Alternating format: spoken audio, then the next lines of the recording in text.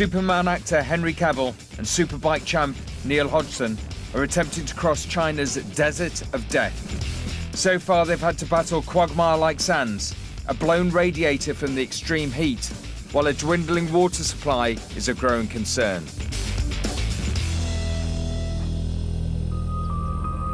It's the morning of day 2 of their 4-day mission. Morning, everyone.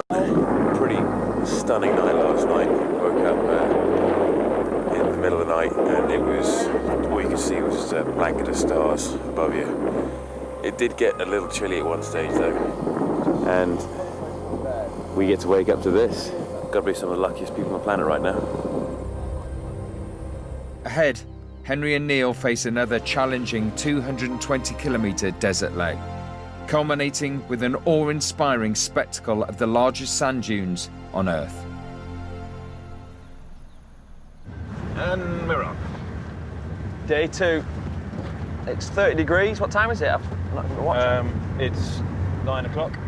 9 o'clock in the morning. It's 30 degrees.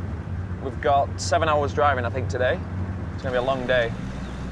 After all their problems with clogging sand on day 1, the driving is much easier. But in the desert, danger can strike at any time. So I've got a problem here. I don't know what's going on. Problem here. What's up, mate? What's happened? You need help. Henry and Neil are initially unaware that this is a staged exercise. Is he conscious? No, he's unconscious. Hang on, we've got someone unconscious. He's conscious. He's all right. We've got. Get a radio. You haven't got a radio. Help! Hurry up! They're being put to the test to see how they shape up to a desert emergency. It's all right, mate. Is he Right. alive? Yeah, he's got a pulse. He's breathing. He's breathing. Analysing them in this stressful and realistic scenario is Chief Medic Paul Callicott. It's cold, guys. Well, it's got to. Okay, guys, stop there. All right, Paul, could you switch that horn off, please?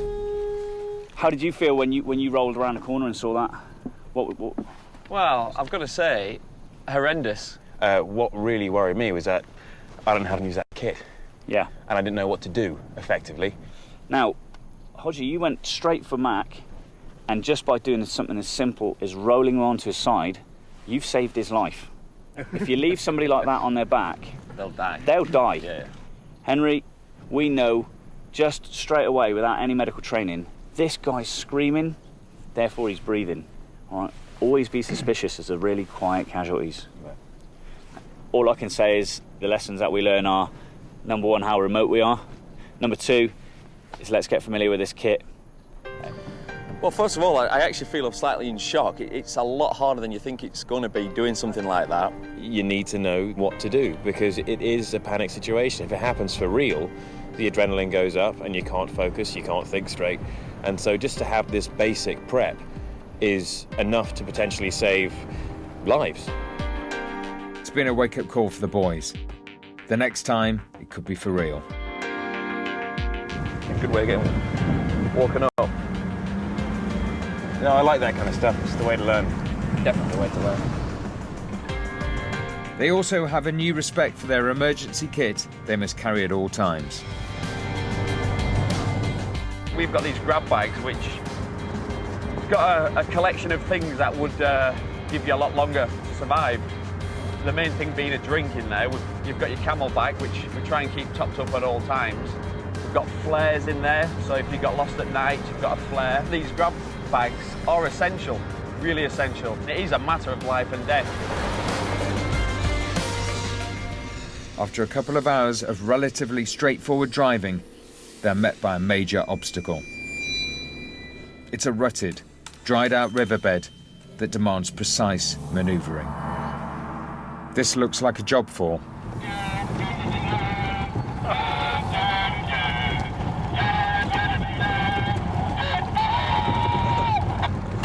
What's that? Hey, I know it's Superman.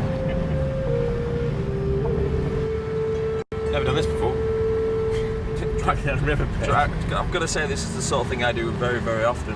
Oh yeah? Yeah, and it's cool though. Of the journey, this is probably the coolest part. For just something totally different. I was saying earlier, it does look like the Wild West around here. It's really cool. Over the last 2,000 years, this hostile region has claimed countless lives. It's no surprise this place is known as the Fury of God. It's like we're driving across the moon, I tell you. That is unbelievable. You got it. Look at this valley. What a journey. It just keeps getting better. But there's not much time to enjoy the scenery. There's still 100 kilometres to go before they reach the edge of the desert of death, which means no time for long lunches. Yeah, what these are military rations, and when we're on the road like this, sometimes you have to be quick, you have to stop, get some energy back in the body. It's quick, easy, and probably full of all the good stuff. Meanwhile, mechanic Paul Marsh strikes on a novel way for a more sophisticated bite. Now what I want to see is if I can cook this egg. Merely using the ambient temperature in the car's cab, he rustles up an omelette inside 5 minutes. You're not going to believe it, but that egg is cooked. I'd eat that. Bit of salt and pepper. And I've cooked an egg off the heat in this cabin here. Oh, that looks delicious. It's good. After their brief pit stop under the blistering midday sun, it's back on the dusty trail again. It's 45 degrees inside the cabin here. You've got my drinking water now. I'm almost convinced if I put a tea bag in it, Yeah, I'd have a nice warm I was tea. just thinking it's like drinking bath water. Yeah. It's that warm. It's that warm. It dries your eyeballs out, doesn't it? Yeah. It's hot air.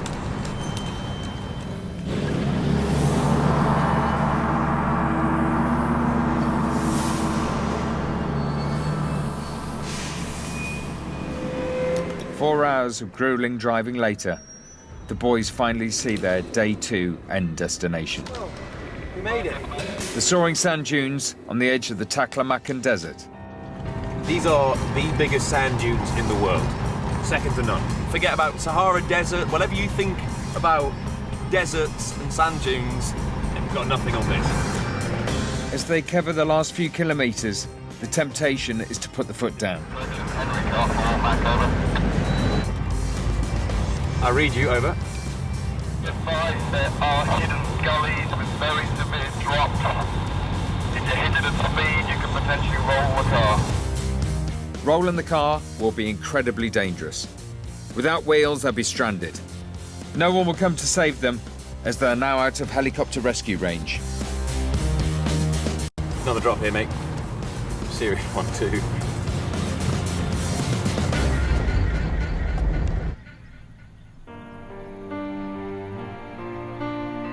Finally, they reach their second desert camp. sand, and more sand. There's a lot of sand. And the prospect of another sleepless night on the hard desert floor. But this time, it looks like a slightly softer landing. It's very hard and crispy on top, and underneath, this is the surprising bit, soft sand. Look, soft sand. Look, compare the two. Compare the two. That's what it's like. That's a grippy bit on the top. Look And at that. then- It's just beautiful. Two different things entirely. Just lovely though. I can't wait to get to bed tonight and just curl up in it all. I'm going to start exfoliating now, in fact. It's just amazing. Try it, seriously. I feel younger. Look at my skin.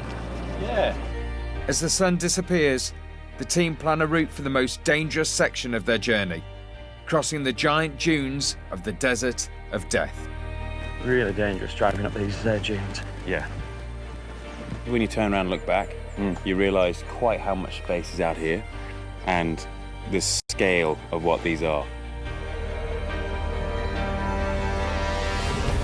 Still to come, the water situation becomes critical, We will eventually run out of water. and the Desert of Death bites back. Guys, do not underestimate this. It's so dangerous out here. I mean, it's lethal.